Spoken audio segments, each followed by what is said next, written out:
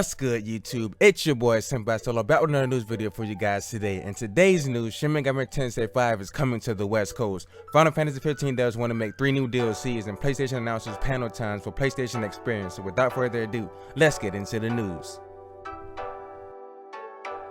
Shin Megami Tensei V is coming to the West Coast. Now, Atlus has announced plans to release Shin Megami Tensei V for the Nintendo Switch in the West. The game, which is set in modern-day Tokyo, will pit players against a new onslaught of demons. More information, including the release date and pricing, will be announced at a later date. So, we didn't get really that much information on like when the game is going to be released, but we still know it's going to be sometime in 2018. Now, the trailer you guys are seeing now is the launch trailer that they released for the video game. I'm excited about Shin Megami Tensei V. Never played a Shin Megami Tensei game before, but at the same time I never played a Persona game, and they're pretty much the same thing. And I played through Persona 5, playing through it a second time, and it's one of my favorite games of 2017. Hope it wins Game of the Year in a couple weeks. But that's besides the point. Let me know if you guys are excited about Shin Megami Tensei V coming to the Nintendo Switch sometime next year, 2018.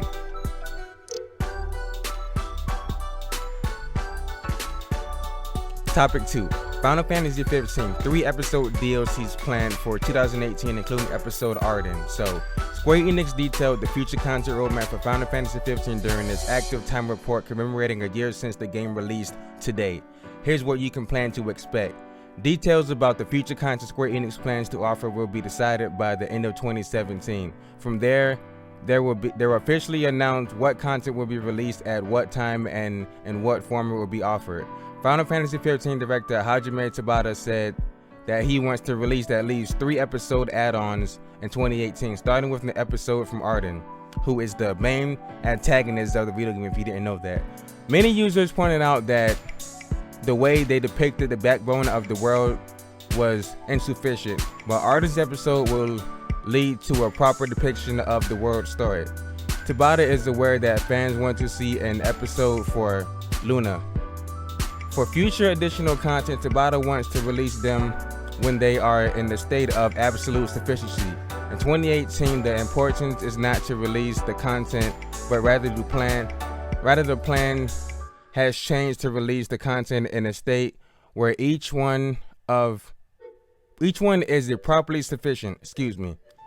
Not only does Tabata want to meet the user's expectations, he wants to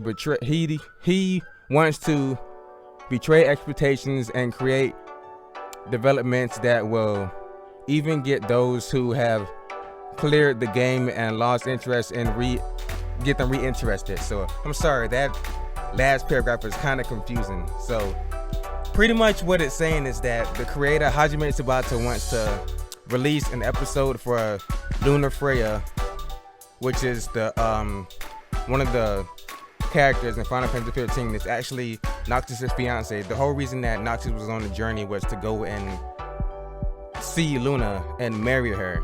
So he wants to create a story for Luna. I guess you're going to play as Luna or whatever in that episode, like you do in the other episodes, like episode Prompto, Gladio, and Ignis. But yes, he wants to do one for Luna and also one for the main antagonist, who is Arden, who I freaking hate. But I feel like Arden's story would be the best story because, like,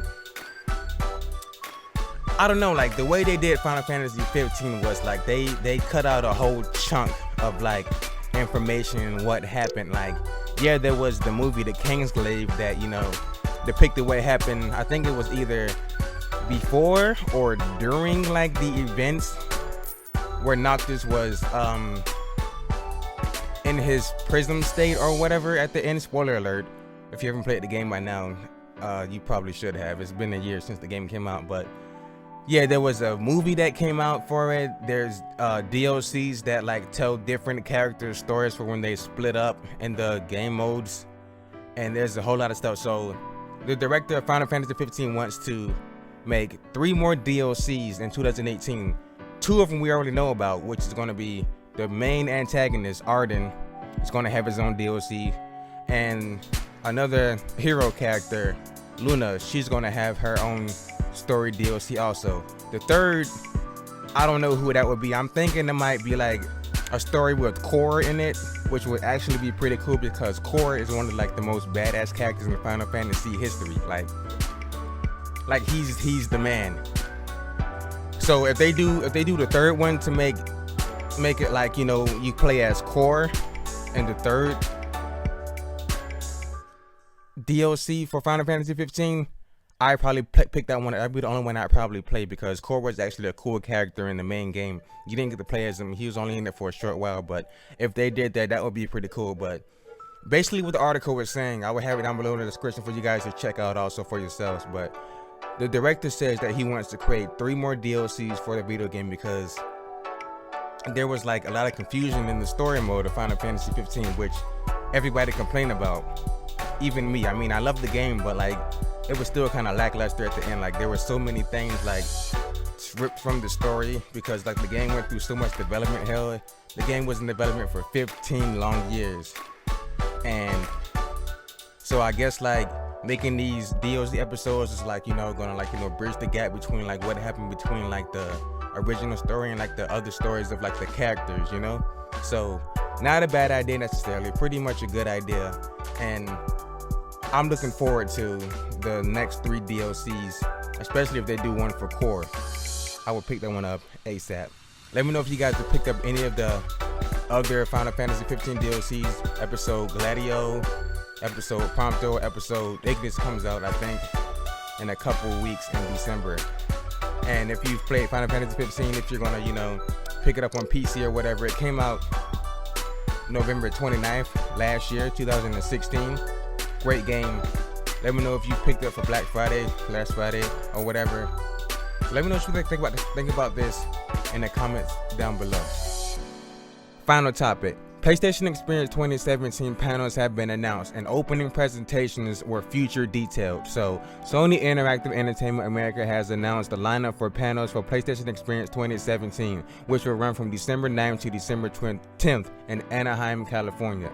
Additionally, the company shared further information on the event's opening presentations titled PlayStation Presents. The show will begin on December 8th at 8 p.m. Pacific Time, 11 p.m. Eastern Time. Sony notes that though PlayStation's biggest 2017 announcements were revealed at E3 2017 and Paris Games Week, they've saved a few stocking stuffers for Friday night.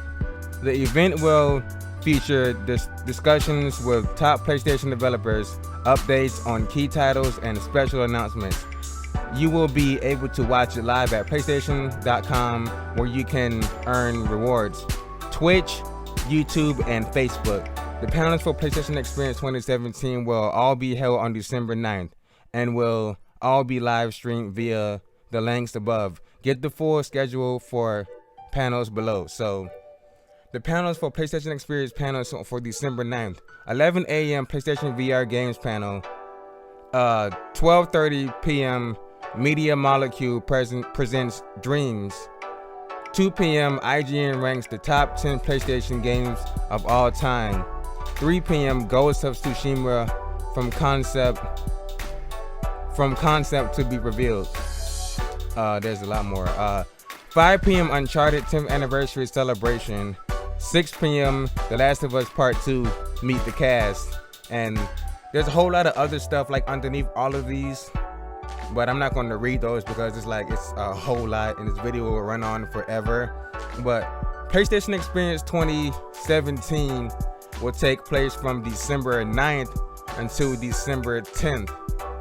And the PlayStation Presents show will begin on December 8th at 8 p.m. Pacific Standard Time and 11 p.m. Eastern Standard Time. So if you guys want to check out the games we already saw at E3 and Paris Games Week like a couple weeks ago, we can tune into that on PlayStation.com or Twitch, YouTube, or Facebook if you guys want to tune in to get like more details about the games that are coming up.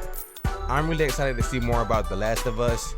I want to see more about Spider-Man PS4 and Ghost of Tsushima. I want to see more about those 3 games. They haven't really showed much on Days Gone either, that much, but if they show some more stuff on that, I would be so excited. Let me know what you guys are excited about seeing at PlayStation Experience 2017 starting December 8th until December 10th.